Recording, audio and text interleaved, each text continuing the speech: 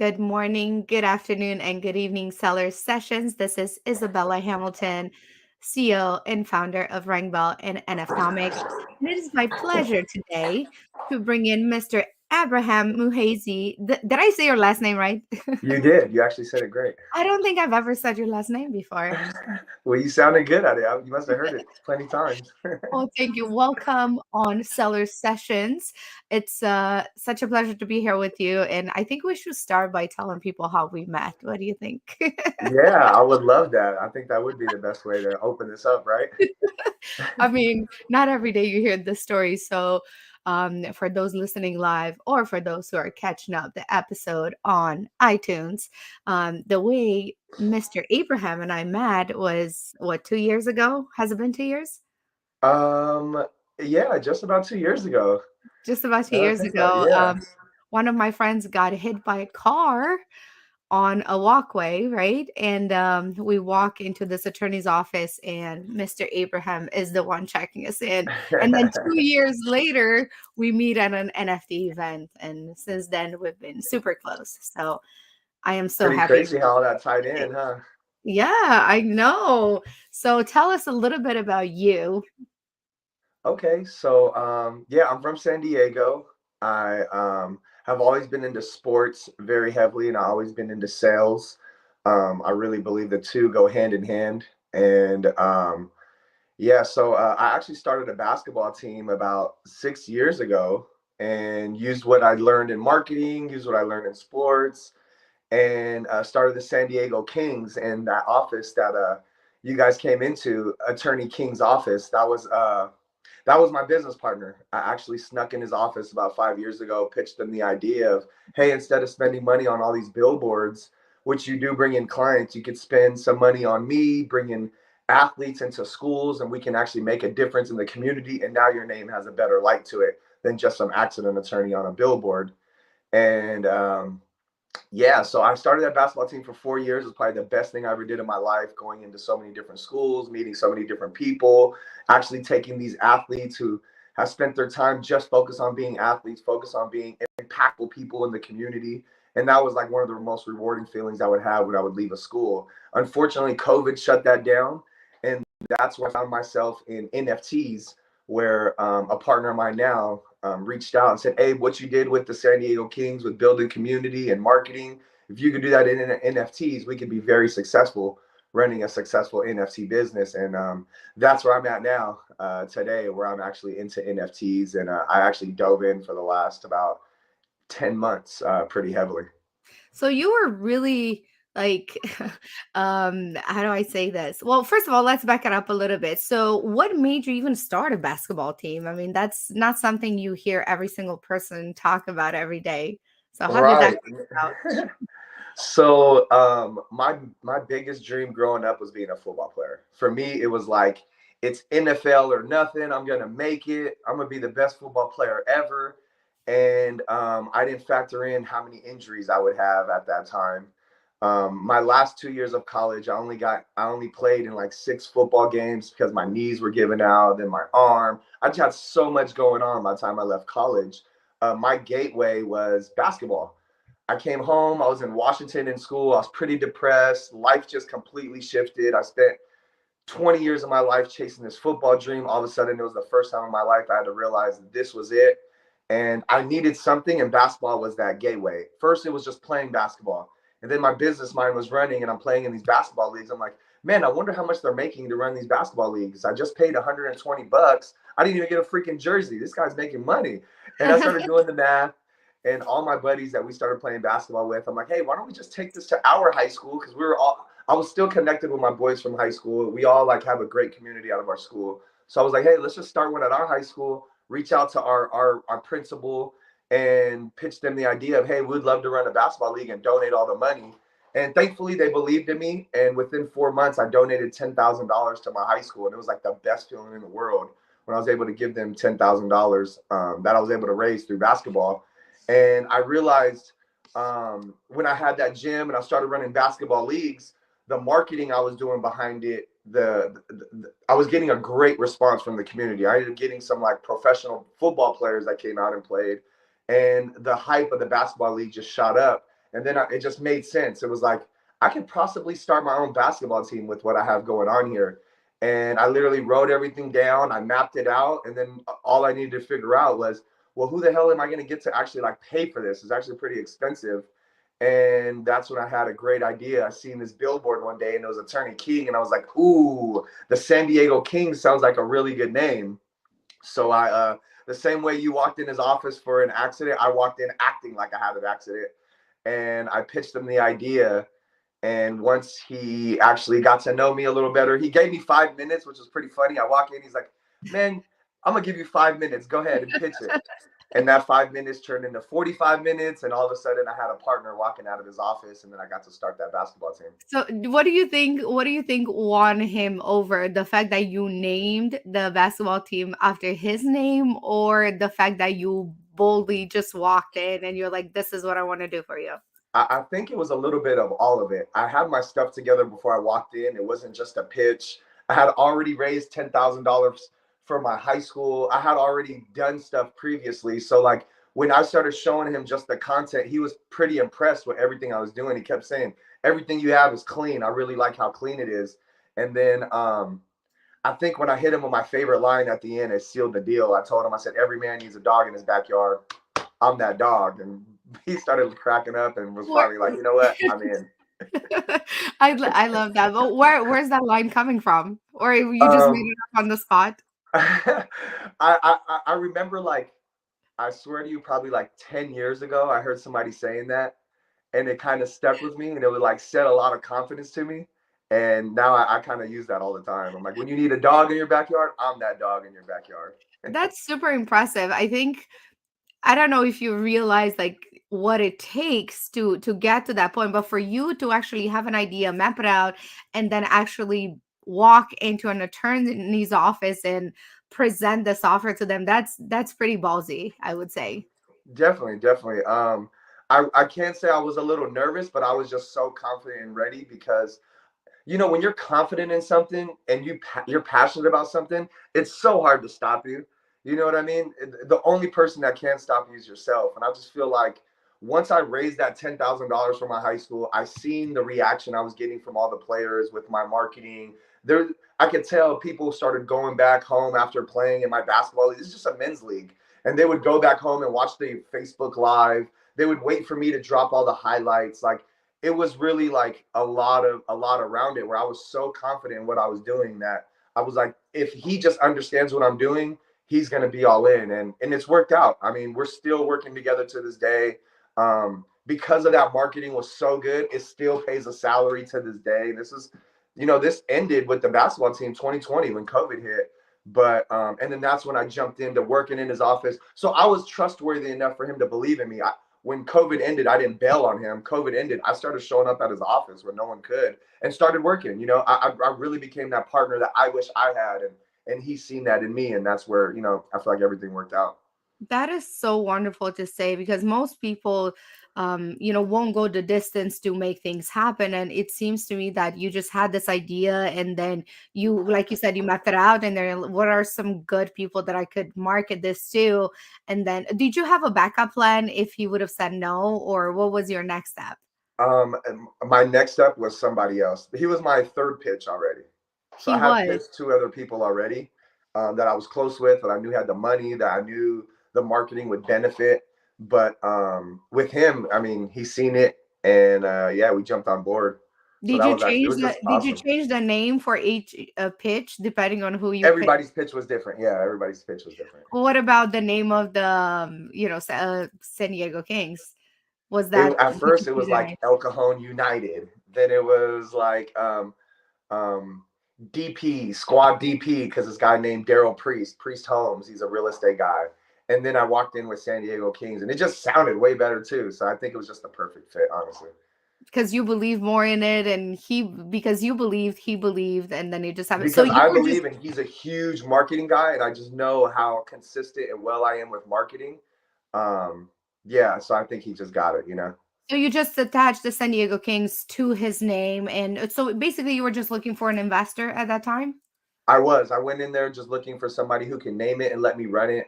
I wasn't as business savvy as structuring the deal. I literally walked in with a 50-50 plan.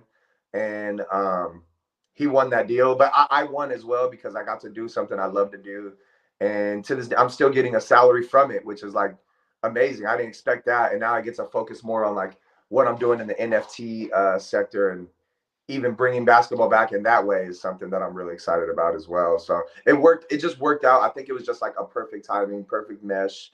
Um, and it just so happened to work out perfect, you know. But I And think that you've never done pitches before? You've never walked into like an office trying to sell someone something, or you have? I have. So when I was 23 years old, I got back from college. I started like, you know, it was football or nothing for me. I didn't really have much of a backup plan. I interned in communications. I mean, I interned with like KUSI News, this news station here in San Diego, where I knew the sportscaster because of football when I was playing back in high school. I kept in touch. So I had a relationship there. So like as far as work coming back to San Diego from Washington, I um I jumped into like only working during sports, and I was working in like the news station during sports. And then I just started like working on solar. I just anything I could get a job doing, I basically was just I had to hustle. And then a friend reached out to me and started telling me about him starting a company where he was raising capital to start a transportation system in San Diego. And I started, that was like my first time pitching and actually learning like how an investor thinks and how to speak to investors. Because I had to do that over the phone. This guy's like, all right, come, this is a great opportunity. If you want, show up at my office. And I'm over here working on a roof, installing solar. I'm like hopping off the roof, taking this call, like, forget this solar stuff. I didn't get out of college to do solar. I just need money right now. And then next thing you know, the next day I skipped out on solar and went straight to his office.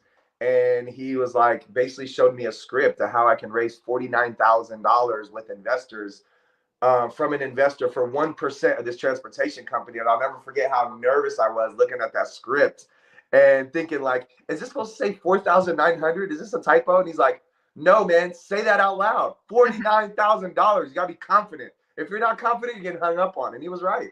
And it took a lot of phone calls to be able to finally like get an investor to say, you know what, I like you guys. And it's not one phone call and one pitch. You know, some people think like some magical pitch. It's never a magical pitch.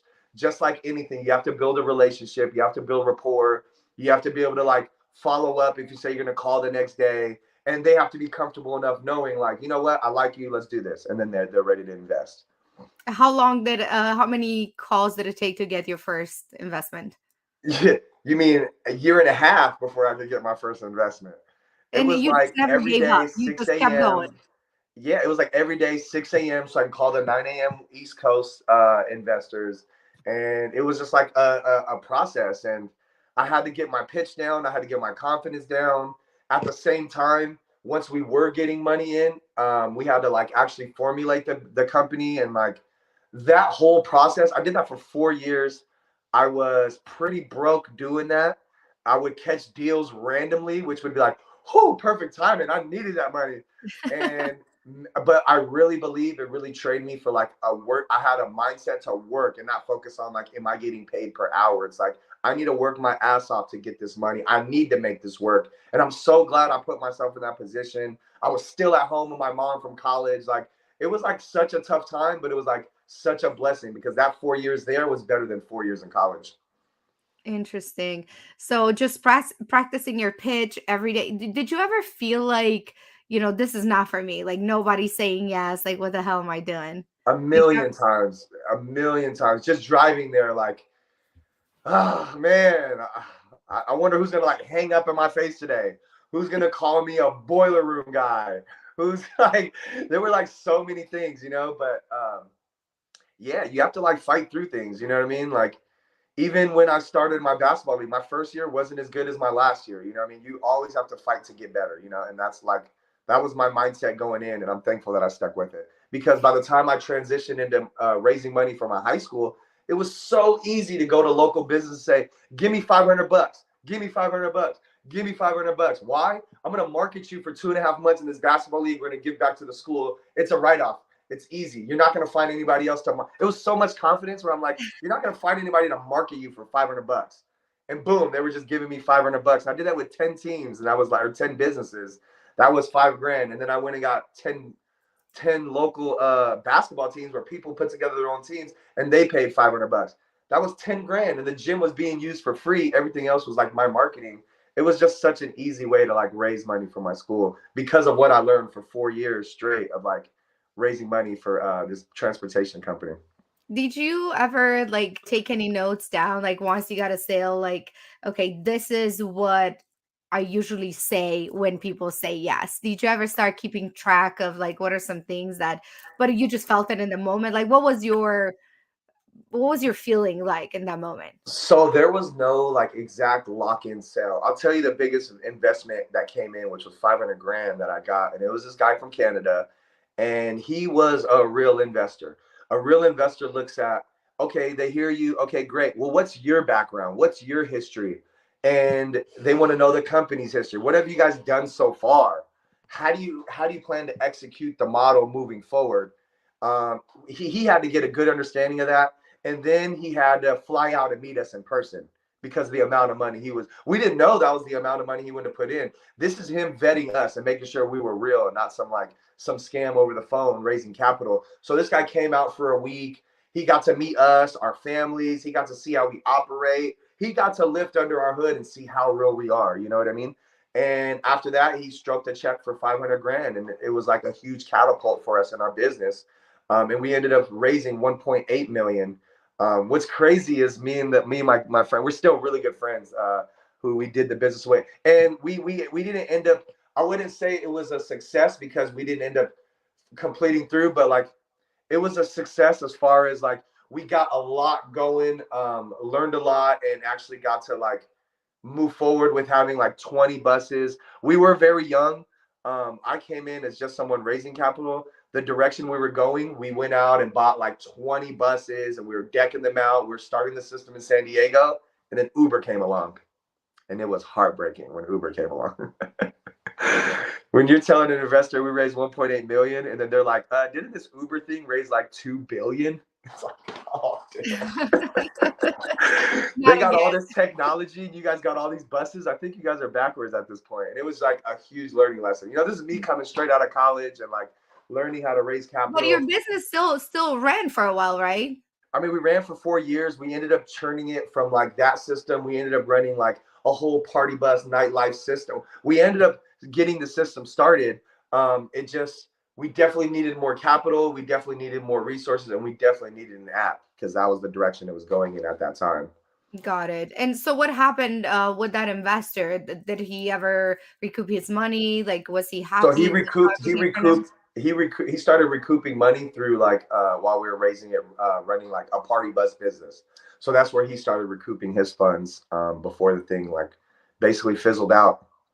Got it. So you've been pretty much an entrepreneur forever. When is the first time you remember doing something entrepreneurial? Like, were you super young? I remember when I was 10 years old, and I don't know if you guys remember Hollywood Video. It used to be like Blockbuster, but there was something called Hollywood Video. And there was one next to my house where I was growing up. And like during the summer, I just started going there all the time. So I really wanted to check out the Sega games, what games were out and stuff. And while I'm there, me and a guy who worked there get to talking, and he basically wanted to hook me up. And we basically worked out a deal where I would come in, I would clean the shelves, I would clean the windows, I would reorganize things, and he would always get me a soda, some candy, and like a free rental. And that was like my daily gig in the summer. And me and my buddy would go. He fell off. He stopped going, but I would start going by myself. And then my brothers and sisters would be like, "You better get to work. We need to see the new release. It's only a 2-day release." And it'd be some movie that just dropped, and I would like go get it, and I'd get all like the early releases on movies and stuff. That was pretty cool. That's amazing. That's when you realize you're like, you know what? I can do things for myself that For nobody else sure. can. And then when I was 18, I actually got recruited into network marketing, and that was my first time in network marketing, and that was a really good experience. I met some really powerful mentors. I was just kind of like hustling off of what I knew, and then all of a sudden, once I met these people who actually started having me, my first week in network marketing, this guy tells me, "Hey, I know this is weird, but if you get to Oklahoma next week, there's this convention. It's our annual convention, and Robert Kiyosaki is speaking." I'm like, "Who the hell is Robert Kiyosaki?" And he starts explaining to me how Robert Kiyosaki changed his life with his book Rich Dad Poor Dad. So I was like, "Damn, this guy's a millionaire. I'm over here freaking 18. I'm broke. I'm in college. I want to do something great.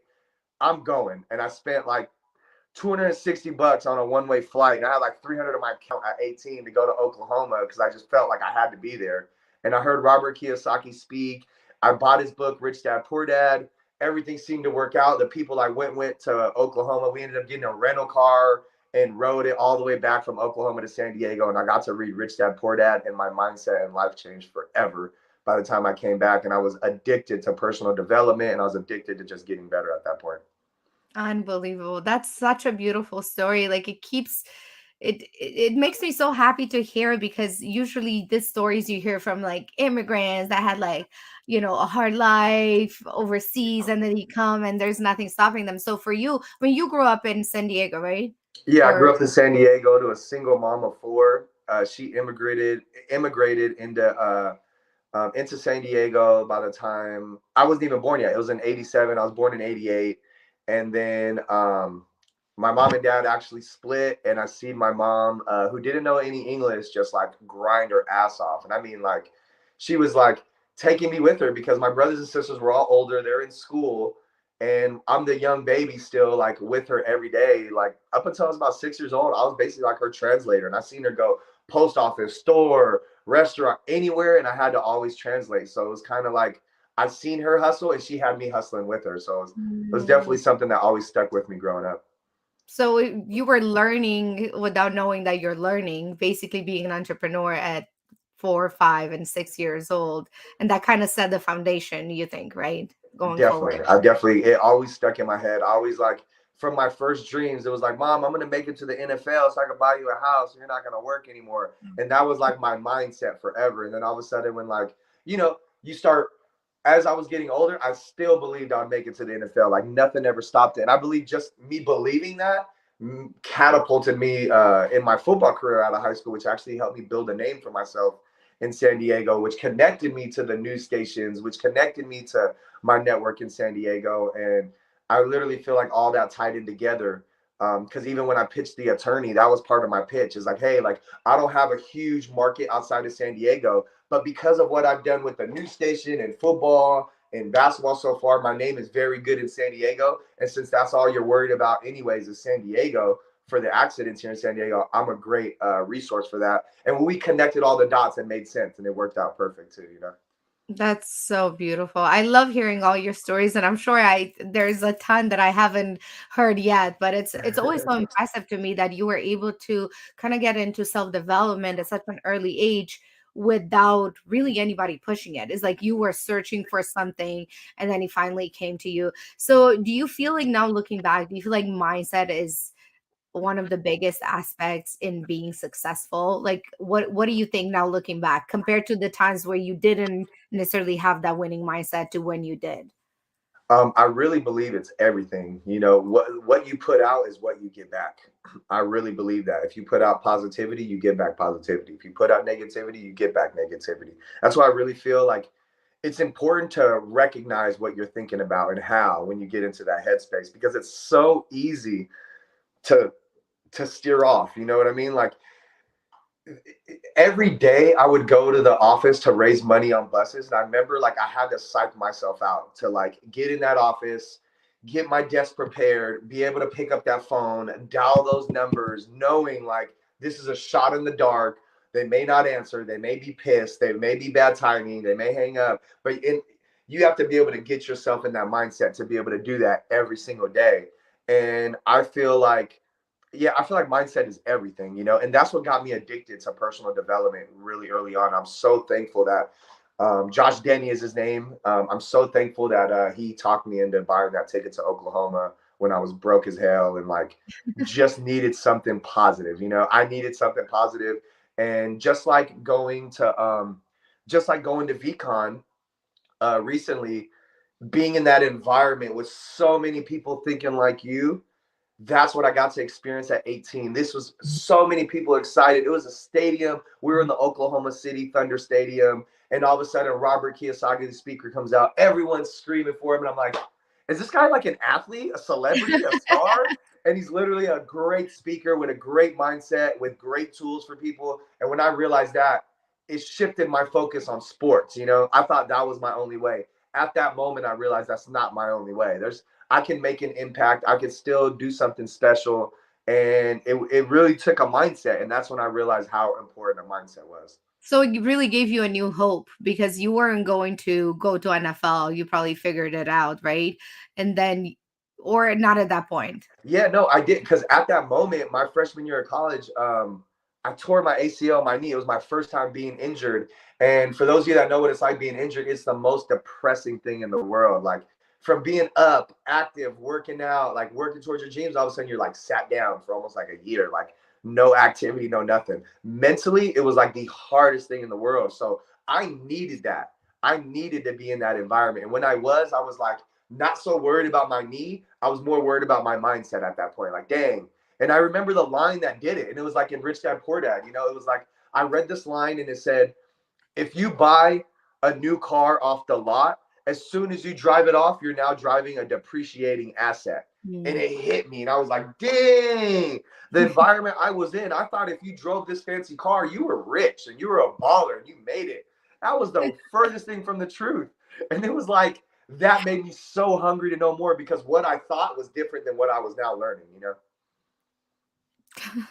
Yeah, I know it's so funny when you tell me the stories. It's like I want to hear more and more and more, but it just shows me how you went from like every single thing that you learned, you really appreciated it and then integrated it back into your life and what you can do with that. Because it's like it's one thing to, believe like sports are the way, right? And then you have all these setbacks with getting injured, and then next thing you know, you're like, holy shit, right? Like there's a whole new world out there that I can apply my skills to.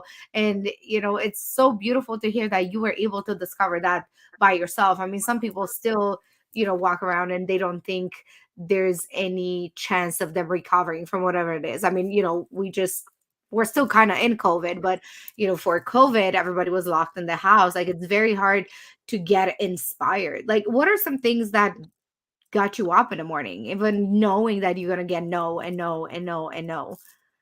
I was just hungry for, I've always been so hungry for more. Like, I've always, thing is, um, when I did see my mom grind and struggle, like I seen her go from nothing. I seen our living room go from literally like us taking pool chairs out of the pool, like in our living room, and to all of a sudden my mom is making like six figures. It took like 10 years though. You know what I mean? I went from like a kid seeing us so broke. And then all of a sudden, like, hey guys, we're going on a cruise ship as a family. It's like, what? Hey, we're going to Jordan now to visit family. It's like, where's this money coming from? And it was like nothing. It wasn't like my mom bragged about it, like, oh yeah, I finally started making money. It was just like she had to do it and she did it. You know what I mean? And so when I seen that, my mindset with that type of mindset growing up with that was like, I'm doing that with football. And that was like my dream. Nothing would steer me wrong. I still remember a counselor in high school shooting it down. Like, in high school, they sit you down, they want to figure out what's your dreams, what's your goals, how are you going to get there? And I'm like, well, my dream and goals are football. I'm going to keep killing it in football. I'm going to keep my grades up. I'm going to go to a big school, and then I'm going to kill it there. Then I'm going to go to the NFL. And they're looking at me like, so what's your backup plan? I'm like, did you bring me in here to talk about my backup plan or talk about my main plan? And I remember walking out of the counselor's office in high school as a junior, and they're trying to figure out my plan. I remember crying. I remember being like, they're really not thinking I'm going to make it. Did they not see me ball this last year? Like, I'm going to make it. That was like my mindset. And I'm so glad I didn't steer off and start thinking about plan B right away. Like, stick with plan A, be confident, go 100%. And if you fail, oh, fucking well, start something new then. Do something where you're going to make it. Like, don't sit there and dwell on failing. And I really feel like that mindset, you can succeed in anything. And you get enough people to believe in you. The only way people believe in you if they see action. And I feel like that is like where you build your energy. Like every time I start something, I'm like almost pitching my mom, my brother, my wife, my kids. And I want them to just believe in me because I need that energy. Like, okay, I see you, and if they don't, I don't give them no more energy with that topic ever again. I don't need that. So basically what you're saying is you pitch your ideas and those who will welcome it, you're happy, you're taking a win. But if they don't like it, you're like, okay, I'm never telling you again. Then you move Exactly. on to the next person and you pump them up.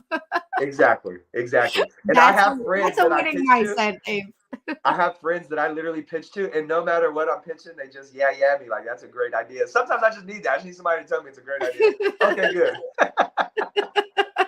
You're like, okay, what are my 5 friends that always think I have great ideas? Doesn't matter how terrible they are. I'm Exactly. gonna call them. That's very good. It's like getting your own cheerleading team. And I don't think people understand how important that is. That's why people say, like the ones that are in your circle are you're going to be most like those people you spend the most time with, those you hang out with. So if you hang out with people who are negative all the time, eventually kind of rubs off on you. So, for you to be the one that's always like leading and setting an example for everyone around you, I think that's a beautiful thing to do. I mean, I just agree, keeping and your I heard energy positive is hard all the time, especially when you're not winning. I agree, and I started realizing why I do that. Like I didn't know why I was like pitching all my friends my ideas. Well, obviously, when I'm onto something, it does consume me. Like I have to act on it. I can't like have this great idea and then not act on it because it's gonna stick on my mind and I can't even get it out. So it's like I have to start acting on it. And one of the ways is actually like pitching my people around me. And I heard like a couple of weeks ago, my nephew told me, he's like, hey, do you know why a lot of kids when they succeed in sports, but all of a sudden they fizzle out when they get to like high school or college and they just like that's not their focus. He's like, because when they're little, all of a sudden they got their parents, their friends, all this positivity towards like you're in this sport, keep going. And as they get older, people start fading away out of their lives with how much positivity they give them, and that energy dies out, and they fizzle out because they don't have that energy to keep going. And that hit me. That hit me so hard because I've seen that. I've seen the energy of people like away from that sport. I remember being young and I had so much energy and positivity. Also, I get to high school and it's like, where's everybody at? Are they not cheering us on anymore? It's like now it's just like us. And you have to build that energy and that positivity around you to keep going. And I feel like that's something that we all have to do is create that environment around us to keep it positive and keep our mindset in the right headspace. Have you ever seen the movie The Wolf of Wall Street? Of course. is, is that one of your favorite movies? That is one of my favorite movies. Is I freaking it? Is love. it really? I've seen it like 5 times. That was like my go to bed movie for a while. Got it. Yeah, it sounds like just from everything that you told me, like if I were to pick a movie for you, that would probably be it. That's a I good don't movie. usually guess people's movies, but I feel like that would suit you perfectly because it's just like that resilience. I mean, we're not going to talk about all the crazy things he did in the movie, but not giving up and pumping yourself up and giving yourself that energy, that winning mindset, whether you like it or not. I mean, we don't always have the energy every single day. So it takes a special kind of courage to get yourself hyped up for the next call and the next business meeting. And this podcast that I'm doing, it's about mindset, but it's directed a lot towards Amazon sellers. But I think there's a lot of gold nuggets that people can take from what you just said, because a lot of people, like, I feel like today everything is done so easy. It's so easy to like open a store online, it's so easy to open a business, it's so easy to do this. So people go in thinking this is going to be easy, this is going to be that laptop lifestyle, and they don't really understand that just because a business is online, it doesn't mean it doesn't come with all this other hard things. And people don't prepare you for that. But it seems like you did it like in the physical world, and now you're moving towards the digital world, right? So let's talk a little bit about NFTs and how you got into that. So first of all, how did you even find out what an NFT is, and when was that? So because I was so into basketball, I heard of Top Shots early on in 2021. So I heard about it. I still remember the day I started researching, and I was like, this shit is so confusing. Like I do not get it. And I kind of put it on the back burner because I was like, I don't want to jump into something I don't get right now. Then I call a good friend of mine who I know is a serial entrepreneur, and he was doing drop shipping with Amazon. His business is called Elite Tech Sports, and he actually seen my mindset and hustle during the San Diego Kings and allowed me to just come work in his workspace where he was running his Amazon business. And I got to see him literally like just a straight hustler. I seen him handling his crypto. I started working with him literally every day. He just loved my energy. He was like, hey, listen, I have an extra spot in my office. I love the energy. Come work here with me. So me and him just vibed and clicked and hit it off right away. And I had a workspace now because I had to work from home. And So with that workspace and working with him, COVID hits. I call him during COVID just to check on him. And he's like, listen, man, I got into NFTs. I don't know if you know about these bored apes, but I'm flipping them and making more money than my businesses right now. And I'm like, really? And he's trying to explain to me NFTs over the phone. And I'm like, this is so confusing. Quick question. What was a board ape going for at that time? At that time, it was like 25 ETH, which is now it's in like 100 ETH. You know what I mean? Like I've seen it just like taking off. And at that Let's time, I see. was What is like, it? What is dang, 25 ETH? I think the ETH is what, let's say it's 2 grand today. But probably when you got it into was them, four they were grand when we were four talking at that grand. time. So it was $100,000 to buy one image. Right. And Basically, he was an telling me how NFT. he was buying it for like 30 grand, flipping it for like 100 grand. I'm like, what the hell? How do I do this? I'm like, literally, how me and you are talking now. I'm talking to him, and I'm like, hey, listen, I'm about to get dressed and I'm coming to your house right now. I need to figure out what the hell you're talking about so I don't get it over the phone. So I went, he started pulling up his laptop and literally started showing me how it was working. And at that moment, you know, I'm just the type to act on it. I'm like, hey, listen, how the hell do I get involved now? I want to do this. This is like And what this I was a see. year or 2 years ago. When was this? This was August of 2021, Okay, so last year. Yeah. last year. Yeah. So, long story short, after him spending like an hour with me, we basically thought, well, we could start our own NFT project together and still be around sports, which is something we love because these new rules changed in July where college athletes can now start getting paid off their name, their image, and likeness, which for the last like forever they could not even get paid. You know, no matter if you had a million followers, YouTube, Instagram, they can't even pay you to get through college with your following. It's insane. So that law just changed in July, and in August we were like, wow, we can Well, literally wait. start. What's that law? I don't think I ever knew that. Like, what So it was the was a law? rule in college where if you're in college, you basically cannot make money outside of being a college athlete. You have to only be an athlete, go to school, live off of whatever they're giving you to survive. And you can't even use your name. You can't use social media. You can't use anything to actually bring in extra income. But Mind blowing. was there a reason why?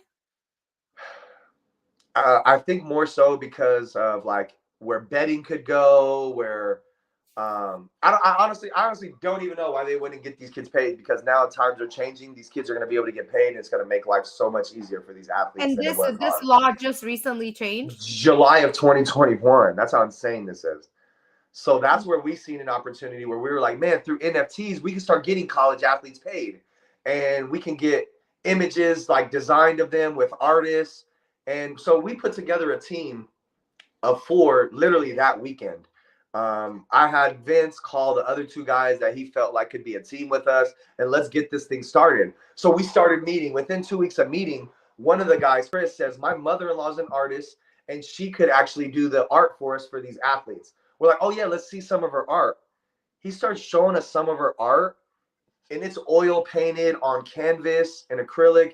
And she had this picture day that you can see on my chest. And it's basically like celebrities, icons that she loves, like Frida Kahlo, Andy Warhol, Kobe Bryant. And she makes them look like young kids. And it's called Picture Day. And it's her image of them as young kids getting ready for their picture day in school. And when she sees them as young kids, she sees them as this, they have this bright star in them. They know it, but they still don't have everybody else around them that knows it. And that's where she has like tattoos and this spunky style to them that she paints. And it represents like who they are as icons. And so like, that's where we came in as a project with her, where our team scratched that plan of name, image, and likeness in college and going that long route where it was like, hey, this artist, all she's missing is a team. She has everything that it takes. And so we partnered with her. We became Visions Lab, and we partnered with Gina Palmerin in Picture Day by Gina Palmerin. And now I've been, which I love to say, I work for a woman. I love saying that because not a lot of men can say that and actually be proud of it. But I love the fact that this woman has like been an artist for over 30 years. She has that passion. She has that drive, never quit, was like in retail for 15 years, recently left that to go full time in just her art. And that was something that I personally felt like I could get behind, where I was like, hey, I put so much energy and effort towards my dreams and my goals. Now that I see hers, I see a way where I can attach my drive, my marketing, my goals towards this project with her. And that's where I've been pushing pretty hard since September of 2021. That is so incredible, Abe. I love hearing that story. So you decided to get into NFTs, and so tell people a little bit about what NFTs are, because I know most people when they think of, the board ape and they see that Right. image, they're like, this is it. Why would anybody pay $1 million for that image or more? Who knows how much they are worth now? Correct, correct. So NFTs, the way I like to explain it, it stands for non-fungible token. So for me, it stands for a share.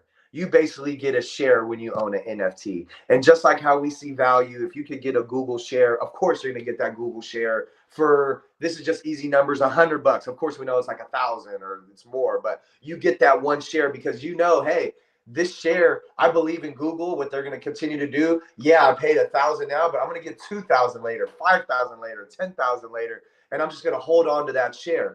That is the exact same thing with NFTs, but instead of Google, it's Gina Palmerin. It's Picture Day by Gina. She's basically a stock exchange company with shares that she offers us that are attached to a digital image, which can represent something that is always attached. So we have 5,000 digital images that are all one of one unique images. So if you own a share in Google, what represents that share? You have to go through like E-Trade and it just says you own that share. Well, now in NFTs, to say you own that NFT, you have an online wallet that is digitally connected to that image, which is just a representation of your share in that company. My share as an NFT in Picture Day by Gina Palmerin. So if I believed in her art and I believe in her and I now have her NFT, I have a share of that. And that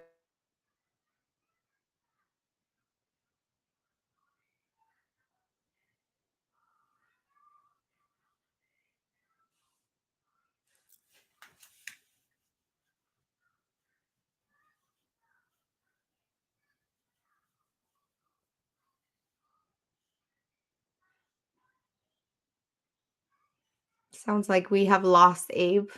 yeah, sorry, There you I froze out for a second there. I'm like, what happened? You're fine. You're fine. Go ahead. Where did I lose you guys at? Just pretty much at the beginning. No, just kidding. No, but you were just talking about how you basically NFTs work. you own a stock in this, and it's such a great way to put it. I mean, everybody kind of sees NFTs as, how they are first probably introduced to it, but owning like a stock into that person or that project, I feel like that makes a lot of sense for a lot of people. I never thought of explaining it this way because it's true. You are buying into somebody else's vision, because sometimes, you might not be able to have the means of doing it yourself, creating company yourself, but, seeing other people's vision and then being able to be part of it by investing this small amount. And And the utility, it's what makes, a project extremely successful or not. But yeah, talk a little bit about that as well. yeah, definitely. So like the same way I started the San Diego Kings and I needed the funding. Now this is like the other side of it. I just kind of explained to you the investor side of it. So that's where like, because I knew how investors think. They want to know the history. They want to know the future plans.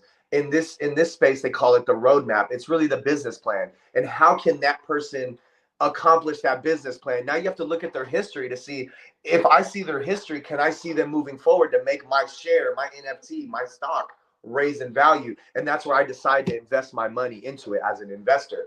But as somebody that is looking for investors, and starting a business, I'm gonna use San Diego Kings as an example. When I started the San Diego Kings, I went to Attorney King. I offered him the naming rights and I offered him 50% for the funding of it.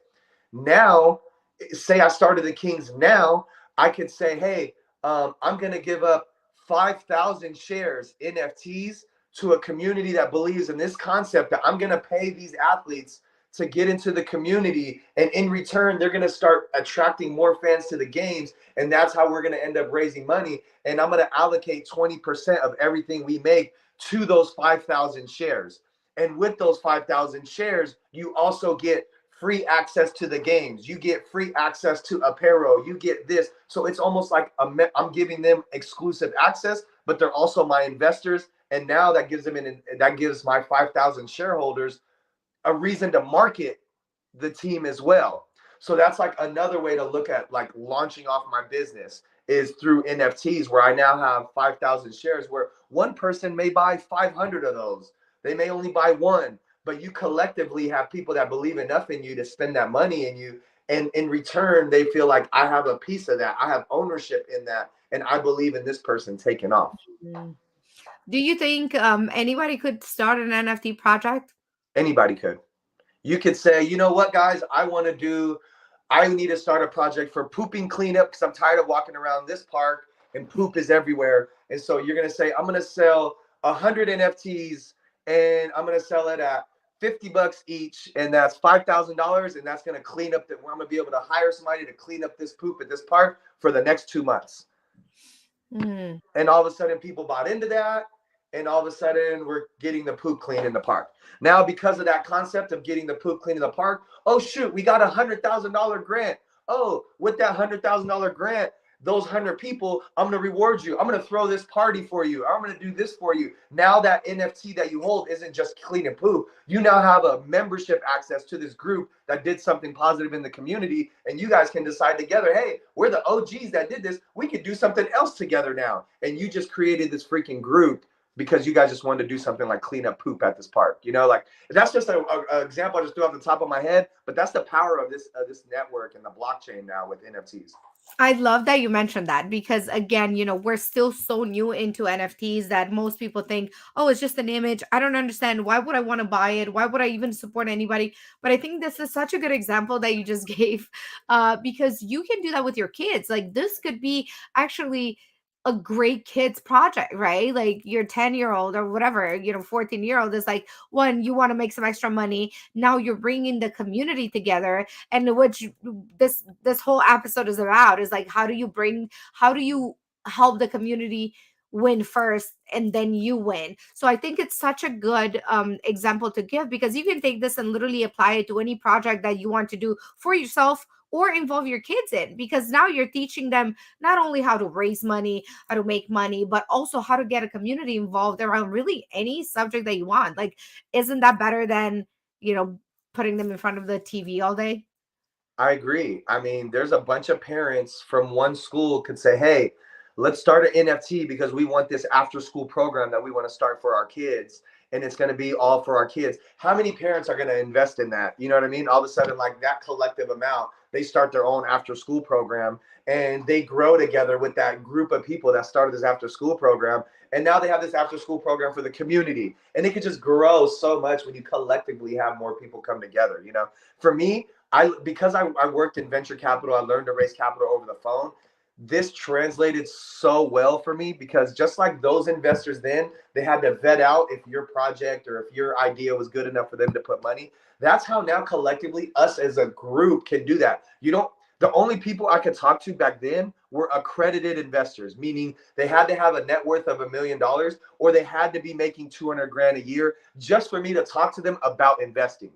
Now in NFTs, you have $500 to your name. If you want to invest 100, 250 bucks into this NFT, you now can. And that NFT, that share can raise in value. Who knows? Or it could just be a good deed for you to give in and be a part of something. You know what I mean? Like that. And the reason why you hear Bored Apes taking off is because there's people like Steph Curry, Shaquille O'Neal, all these celebrities own in. And now that's an exclusive membership.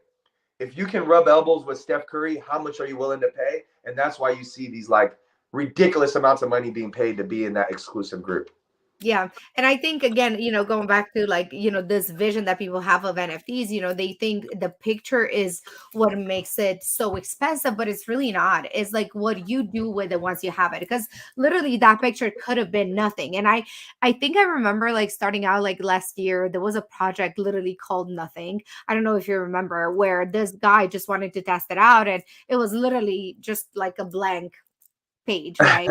And he called the project Nothing, I think. Hopefully, I'm not messing that up, but he sold out. So basically what he Wow. said, the concept was, it's not that the image necessarily sells, but what this utility or the functionality behind it is. And getting a community involved, or like you said, the Board Ape Yacht Club, obviously they have celebrities in there. Like, you are paying basically an exclusive membership to rub elbows, like you said, with all these people, right? So it's like taking like a tennis club or one of those fancy golf clubs, and but now you're translating it to really anything in your life. Like you said, you could have your own community in your neighborhood, or in your city, and you just find a project that you are really close to or love or think you could be running it for a long time, and really go for it. And that's why I love NFTs, and the way you explain it is so great, by the way. I love the way you explain. Thank you.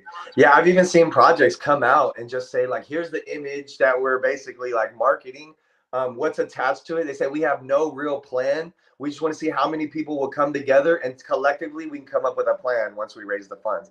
And they've literally sold out like 10,000 NFTs at like $100 and made like $1 million. And all of a sudden they're like, okay, so now what? And they're starting their own project out of that after they raise the funds, and people really bought in. You know what I mean? Yeah. So it's pretty crazy, and it is definitely I mean, it it's definitely really can proof get of creators a concept. chance to create. And it's a proof of concept that really people want to believe in people. And like I don't know what project this was, but for them it's like, what, let's do the project, let's get the money together, and then collectively we're going to decide what we're going to do with that money. So is this a DAO that you're referring to? No, these Or are people that just start NFT projects, and it's ran similar to a DAO. A yeah, DAO and an NFT project, they're kind of ran similarly, but a DAO, a decentralized anonymous organization, has a little more structure and like governance to it than an actual NFT project. An NFT project does, but it just depends on how that's worded within the project, kind of like an LLC. got it. So is this like the contract that's done before that makes it different, uh a DAO to an Because NFT? I've never been inside of a DAO, like actually like as part of one.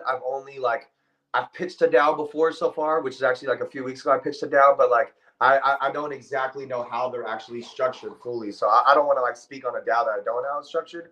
This is just like what I know from like being in the space so far. Right. Yeah, this is so great. I mean, obviously I'm still learning myself, and you are too. And I think, people expect, to hear from like experts. And I tell everybody, if anybody tells you they're an expert in NFTs, they're full of it, because Full of it. there are no experts now. But the beautiful thing of this is, there is definitely a learning curve. You went through that, I went through that, and I was like, man, this sucks so bad. I'm like, I don't understand. Why do I need this wallet and then transferring it to this wallet, and from this wallet you have to create this profile? And I'm like, why can it not be simpler than that? And maybe it will be in the future, but once I got it, I was almost happy that it took me so long to get it, because that learning curve, and actually sitting down and making sense of, because this is a whole new, completely different, I don't even know what to call it, like anything that System. It's we've a whole never new seen system.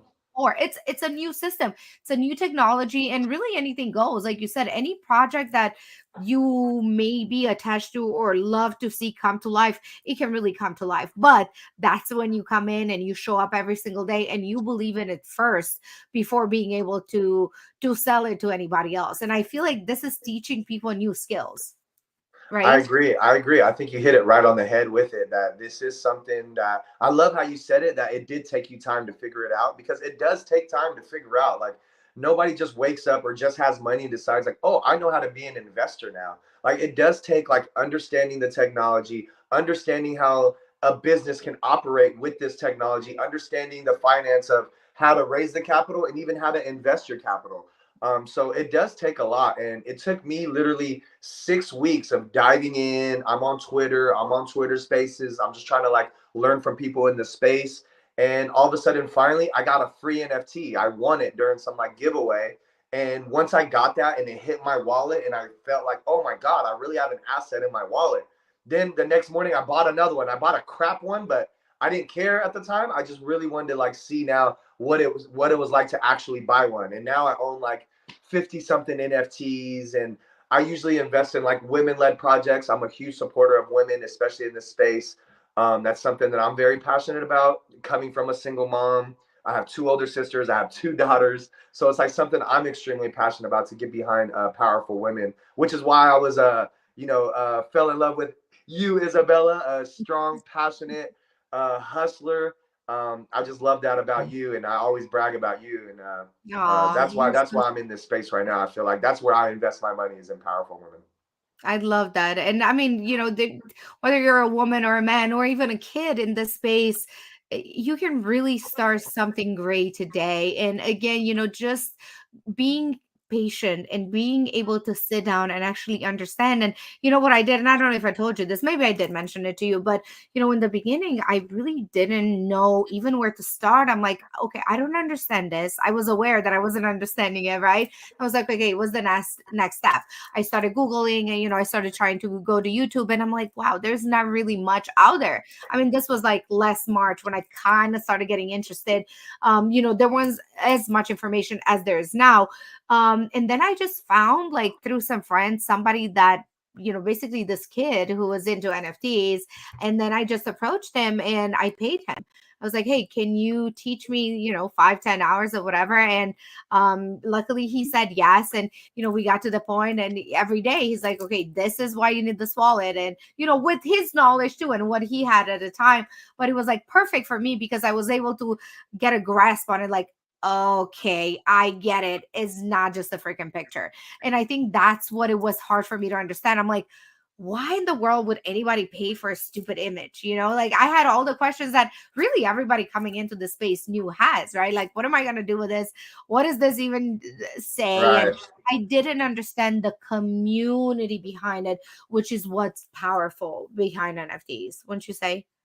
Yeah, I agree 100%. It's like it has to relate to you for it to click. And that's why I do go to a lot of conventions, especially because I learned early on, those are super powerful. But the first one I went to was in New York City. And in New York City, I got somebody invited me to an event, and it was with this NFL football player named Des Bryant, and he had the whole club locked down, but you needed his NFT to get in. And the dude who had his NFT was like, "Hey, Abe, I'm going to invite you." And I'm a huge football guy, so I go with him. I'm like, "Oh man, this is Des Bryant. It's only like 100 people. It was an exclusive party. We cut the cake with them, free food and drinks." I was like, "Yo, how much did you pay for that NFT?" He said $300. I was like, "What?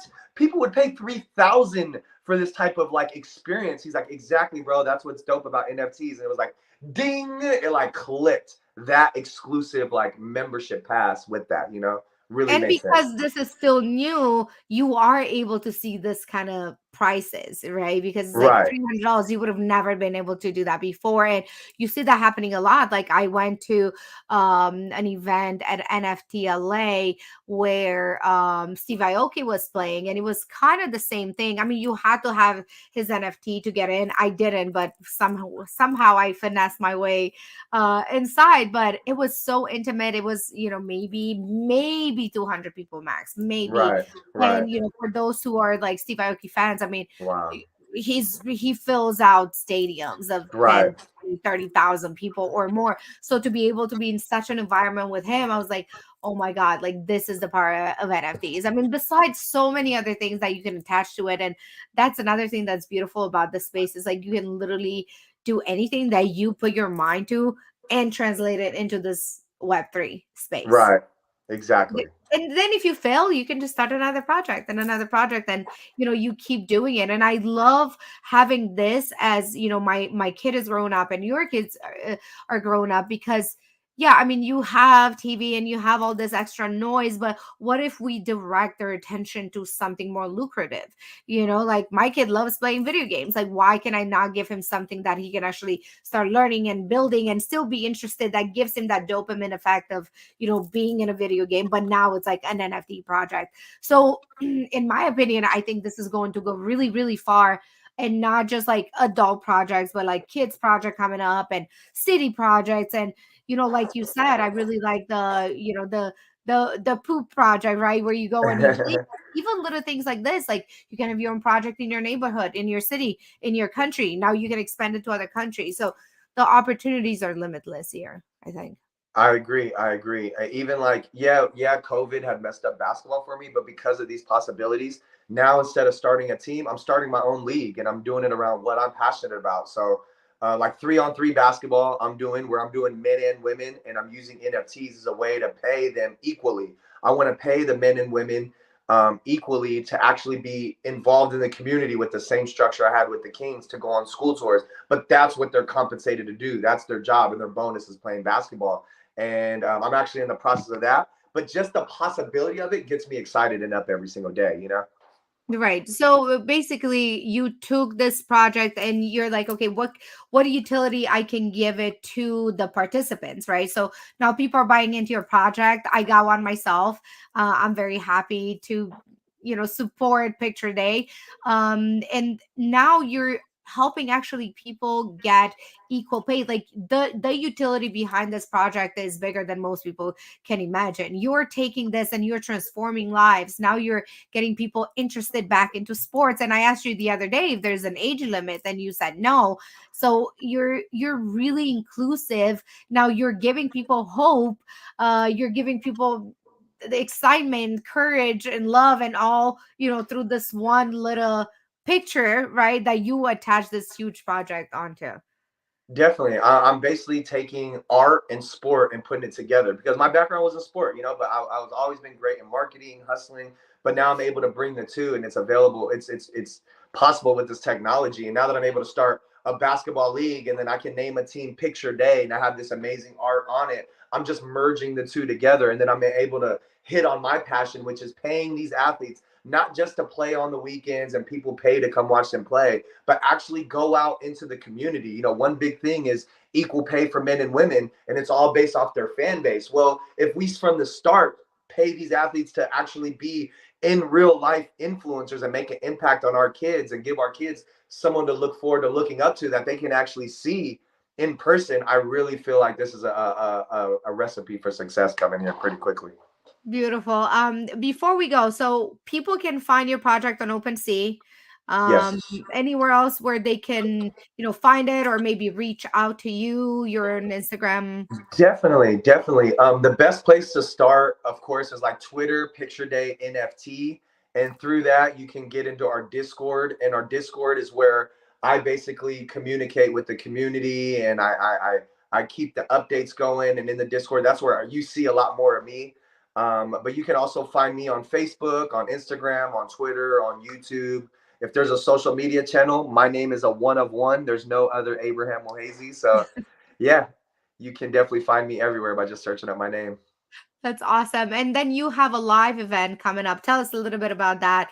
I don't know how many listeners are in San Diego, but I maybe somebody's gonna show up to see what Yeah, you're so doing. at the Village SD in North Park on June 18th from 2 to 6 p.m., we're going to be hosting an NFT event, free food, live music. I'm going to bring out some of the amazing performers I've met in NFTs. We're going to have Gina's art on display, and we're just going to have a good time, mix and mingle, bring people out. I'm going to have some documents to be able to hand to people so they can actually have like a cheat sheet of how to get into NFTs because we still need to educate people about NFTs. But the main thing is just going to be a free event. Bring your families out, get to see Picture Day, get to see a lot of these other projects that are locally here in San Diego. And that's going to lead into us going into the New York convention. And yeah, so that's one thing that we have coming up pretty soon. That's beautiful. Well, Abe, thank you so much for giving us your time today. Thank It was you. such a pleasure going through like your childhood and how you became an entrepreneur, and being raised by a single mom and seeing her hustling and grinding, and now going through all these experiences. Like I feel like your life should be a movie, one. But we can vote on that like a DAO. We should make a Right? movie. We'll But start that NFT later. yeah, but I love it. I love how resilient you are and how you never give up. And it's like, one project after another. And then you get to learn, you get to grow, and you get to meet so many amazing people in your life. Like if it wasn't for NFTs, we would have never been connected. And we're about to do some cool projects together as well. So being able to involve really everyone around you and those who are like you, I think that's so beautiful. And you're an amazing human, and sending all that love back to you. Thank you for being with us today, Abe. Thank you for having me, Isabella. You are amazing. I really feel like we came together for a reason. Just your energy is amazing. For even having me on this show and being able to tell my story is a blessing for me. I'm very thankful for it. But I really love what you're doing. I look forward to growing with you definitely more in the future. Thank you, Abe. Thank you. We'll speak very Well, soon. all right.